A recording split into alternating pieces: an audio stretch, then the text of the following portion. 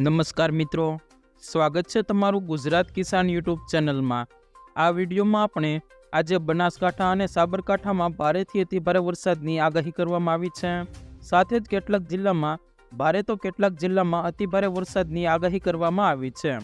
તો આ તમામ માહિતી વિશે આગળ વિડીયોમાં વાત કરીશું, તો વિડીયોને છેલ્લે સુધી જોતા રહેજો।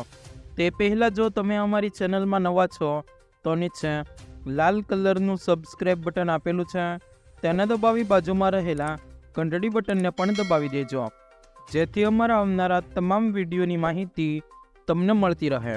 રાજ્યમાં વરસાદે વિરામ લીધો હોય તેમ માહોલ જોવા મળી રહ્યો છે। ઘણી જગ્યાએ વાદળછાયા વાતાવરણ અને અમુક જગ્યાએ તડકાને લીધે ગરમી અનુભવાઈ રહી છે। આવામાં હવામાન વિભાગના વૈજ્ઞાનિક રામશ્રી યાદવના આગામી 5 દિવસમાં વરસાદની શક્યતા અંગે માહિતી આપવામાં આવી છે। સાથે જ તેમણે આજે 2 જિલ્લામાં ભારે વરસાદની આગાહી કરી છે। ઉપરાંત તેમના દ્વારા રાજ્યમાં અત્યાર સુધી પડેલા વરસાદની માહિતી આપવામાં આવી છે। હવામાન વિભાગની રાજ્યમાં વરસાદની આગાહી કરી છે। આજે બનાસકાંઠા, સાબરકાંઠામાં યલો એલર્ટ સાથે ભારે વરસાદની આગાહી આપવામાં આવી છે। રાજ્યના અન્ય જિલ્લાઓમાં હળવાથી મધ્યમ વરસાદની આગાહી આપવામાં આવી છે। આગામી 5 દિવસ ગુજરાતના તમામ જિલ્લાઓમાં હળવાથી મધ્યમ વરસાદનું પૂર્વાનુમાન છે।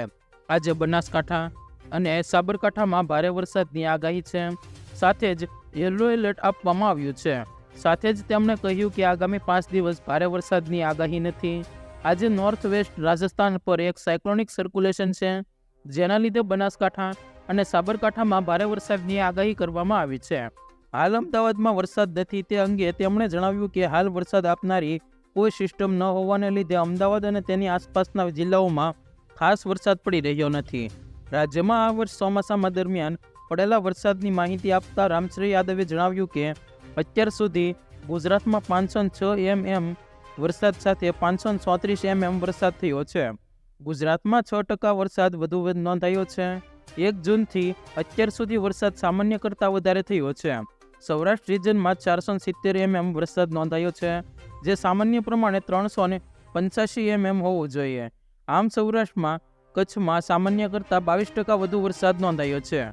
જો મિત્રો તમને આ વિડીયો પસંદ આવ્યો હોય તો વિડીયોને લાઈક કરો, તમારા મિત્રો સાથે શેર કરો અને ચેનલમાં નવા છો તો ચેનલને સબસ્ક્રાઈબ જરૂર કરી લેજો, જેથી અમારા આવનારા તમામ વિડીયોની માહિતી તમને મળતી રહે।